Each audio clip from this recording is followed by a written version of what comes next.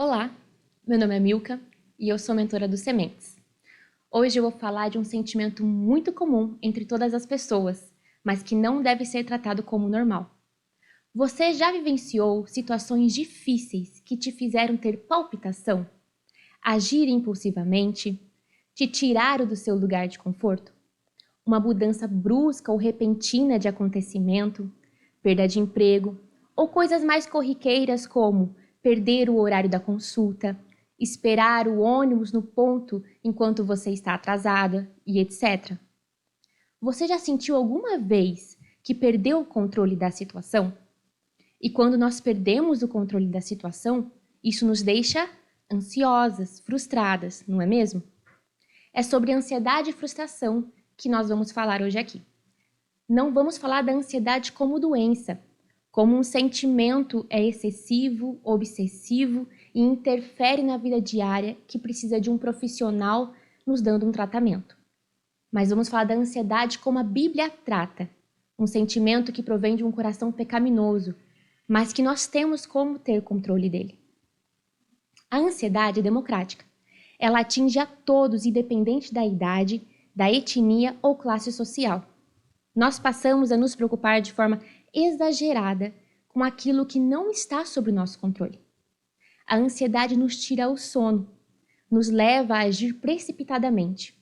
A ansiedade nos faz sofrer por assuntos mal resolvidos do passado e por coisas que não vão acontecer ou que não sabemos se vão acontecer de fato, seja aqui no presente ou no futuro. E a palavra de Deus trata a ansiedade e a frustração como pecado, pois é o oposto de confiar em Deus, é incredulidade. Quando ficamos ansiosas ou frustradas, demonstramos que Deus não é suficiente bom e poderoso para cuidar da minha vida.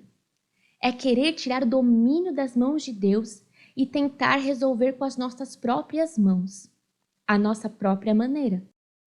E nós sabemos bem, ou deveríamos saber, que a nossa maneira não é a melhor, pois o nosso coração é enganoso. Logo, nossas decisões também não vão ser das mais acertadas, se não forem submissas à vontade de Deus. Como diz lá em Jeremias 17:9. Enganoso é o coração, mais do que todas as coisas, e desesperadamente corrupto. Mas a vontade de Deus é boa, agradável e perfeita. Romanos 12:2. Em Filipenses 4:6 diz assim: não andeis ansiosos por coisa alguma. Geralmente, quando dizemos a alguém, não fique ansiosa, não fique preocupado, não tenha medo, Deus está cuidando de tudo, nós falamos isso na intenção de encorajar aquela pessoa, de ajudar ela, de aconselhá-la. No entanto, quando Deus fala conosco por meio da sua palavra, não é meramente um conselho para que nós venhamos nos sentir bem naquele momento, mas é uma ordem. Ou seja, a vontade moral de Deus é que não vivamos ansiosos, pois ansiedade é pecado. Podemos classificar a ansiedade como pecado por dois motivos. Primeiro, como já mencionamos, é a falta de confiança em Deus. Em Mateus 6, 25 a 34, nos diz que não devemos nos preocupar com o que iremos comer, com o que iremos beber e se vestir, e nem mesmo com as circunstâncias desconhecidas do amanhã. É o Criador quem alimenta os pássaros e veste as mais lindas flores. Se ele sustenta a natureza e toda a sua criação, quanto mais não cuidará dos seus filhos, daqueles que são feitos à sua imagem e semelhança. Esse cuidado é confirmado em 1 Pedro 5:7, que diz: lançando sobre ele toda a vossa ansiedade, pois ele tem cuidado de vós. Tanto em Mateus, como no livro de Pedro, que acabamos de ler, são promessas de Deus feitas a seus filhos, a aqueles que creem em seu nome. Ele garante cumprir a sua palavra se obedecermos. Assim, se você permite que a ansiedade te domine, você está acreditando que Deus não se importa com você e que Ele não vai cuidar da situação na qual está te trazendo ansiedade. Pense em quão grave é dizer para o dono do universo, para aquele que tem todo o poder e que criou você, que ele não sabe o que faz e por isso você prefere fazer do seu jeito, do seu modo, porque você acha que assim é melhor. O segundo motivo de ansiedade ser pecado é porque recusamos a providência de Deus nas nossas vidas. Uns amigos recentemente testemunharam sobre a providência de Deus em um passeio com os parentes com um destino para a Serra Negra. Eles tinham feito a revisão do carro uns dias atrás e parecia tudo certo. O mecânico garantiu isso. Porém, no meio do caminho, o carro para porque a embreagem não estava mais funcionando. Costumeiramente, eles estariam murmurando, reclamando, ansiosos, nervosos com a situação. Porém, naquele dia foi muito diferente. Eles estavam tranquilos, confiantes no Senhor. E Deus se manifestou, a providência de Deus se manifestou. Pessoas de todos os lados que não conheciam eles se aproximaram, se disponibilizando para ajudá-los. E dentre essas pessoas, uma pessoa que chamou a atenção, uma mulher simpática, que estava fazendo de tudo para ajudá-los, se dispôs a levar eles ao mecânico. Indo ao mecânico, esse casal, esses amigos, eles começaram a falar de Jesus a esta mulher. E essa mulher acabou revelando a eles que era filha de pastor e que estava afastada do caminho do Senhor. E nisso eles falaram do evangelho, pregaram a ela e ela começou a chorar. Logo, o carro volta a funcionar, então eles retornam para casa, mas volta a funcionar o suficiente para chegar em casa, porque o carro para de novo. E Deus poupa eles de gastar um dinheiro com um guincho. Esses amigos não concluíram com o plano de passear em Serra Negra, mas cumpriram com o plano que Deus havia traçado para eles naquele dia. Quem sabe Deus não estava levando eles para outra cidade somente para que falassem do nome dele àquela mulher. Sem dizer nas outras lições que eles aprenderam no meio do caminho e a providência de Deus de retornarem ao lar em segurança. Deus é soberano sobre tudo e tem controle sobre todas as circunstâncias e eventos. Sejam eles considerados por nós de menor ou maior importância, Deus se importa. Vemos a sua soberania e a sua providência no Salmo 103, 19. O Senhor estabeleceu o seu trono nos céus e como rei domina sobre tudo o que existe. E Salmo 145, do 13 ao 14 diz assim: O Senhor é fiel em todas as suas promessas e é bondoso em tudo o que faz. O Senhor ampara todos os que caem e levanta todos os que estão prostrados. Então, ao invés de nós nos desesperarmos e tentarmos manipular a situação para que se encaixe dentro do nosso tempo, da nossa vontade, devemos nos lembrar que Deus está no controle de tudo. E agora eu te pergunto, e se Deus tem um plano diferente para a sua vida, na situação que você está enfrentando agora? E se Deus quer usar a situação de uma maneira a te moldar, a te levar por um caminho muito diferente daquele que você estava planejando? Se submeta com alegria aos planos de Deus para a sua vida cada dia, mesmo que agora você não entenda. Uma das marcas da maturidade cristã é se contentar na vontade de Deus e na convicção de que Ele é sábio, soberano e bondoso. Nossa visão é limitada, mas Ele vê muito além de toda a existência.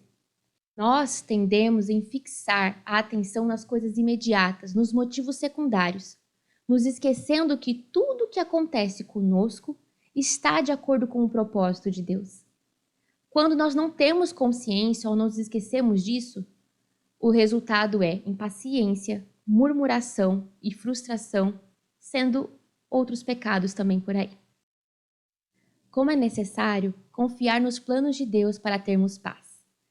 Mas isso não significa, então, que não devemos orar sobre o resultado final da causa da nossa ansiedade.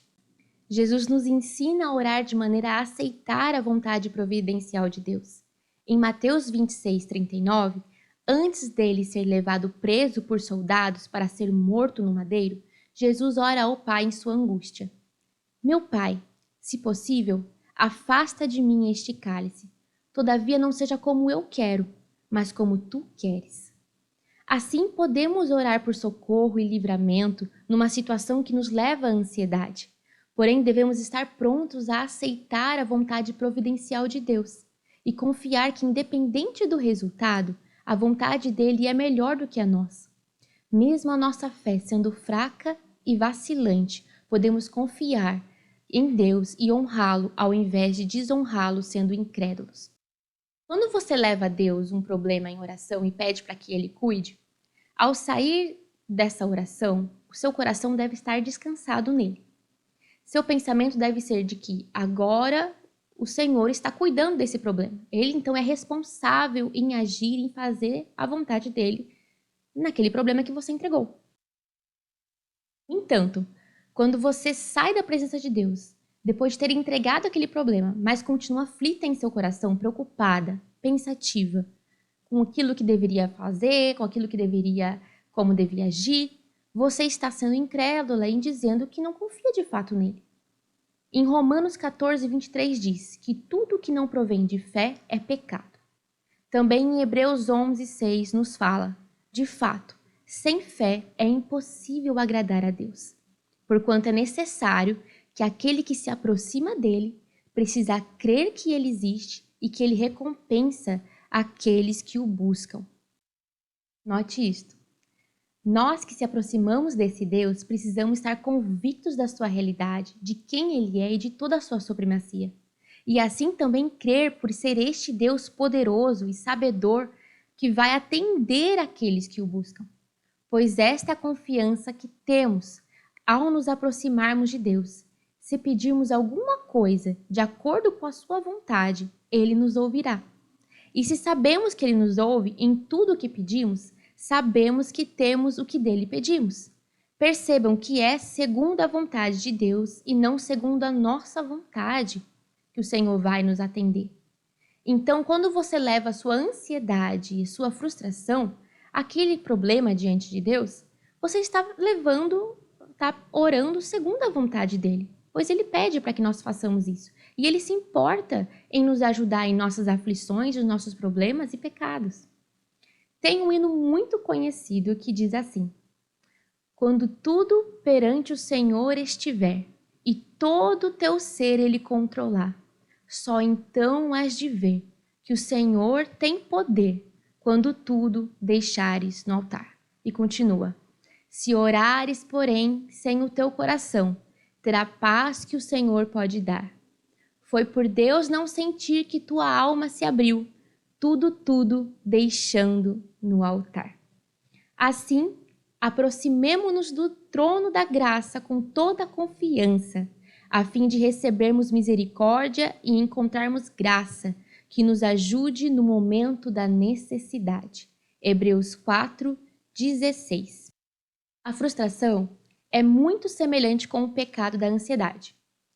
Enquanto a ansiedade está relacionada ao medo, à incredulidade, à preocupação, a frustração acontece geralmente quando ficamos contrariados ou irritados com alguém ou com algo que sai fora, atrapalha os nossos planos, que sai fora do nosso controle. A maneira de lidarmos com a ansiedade, com a frustração é memorizando versículos que tenham conexão com esses pecados, meditando nas Escrituras, que nossa mentalidade é renovada, a nossa motivação do coração é transformada e assim nossas atitudes e sentimentos também serão transformados. Orar a Deus pedindo fé para crer nas suas promessas, sabedoria para lidar com as situações difíceis e um coração submisso à vontade dele, mesmo que a vontade dele seja contrária à nossa. Dependência do Espírito Santo para reagir da maneira bíblica, como ele nos manda através da sua palavra. Pergunte a Deus se há algo que você tenha de aprender na situação que está passando. Deus usa os acontecimentos que nos frustram para nos chamar a atenção e nos fazer crescer em determinada área. Para finalizarmos, quero considerar que não devemos jamais aceitar a ansiedade como parte de nosso temperamento. A ansiedade e a frustração são pecados como outros quaisquer. Por mais que as suas consequências, seu peso não seja considerado tão grave como o de adultério ou assassinato, por exemplo, mas tenha em mente que todo pecado perante Deus é grave, é sério, pois é uma ofensa contra a sua santidade. Por isso, não andem ansiosos por coisa alguma. Filipenses 4:6. Muito obrigada.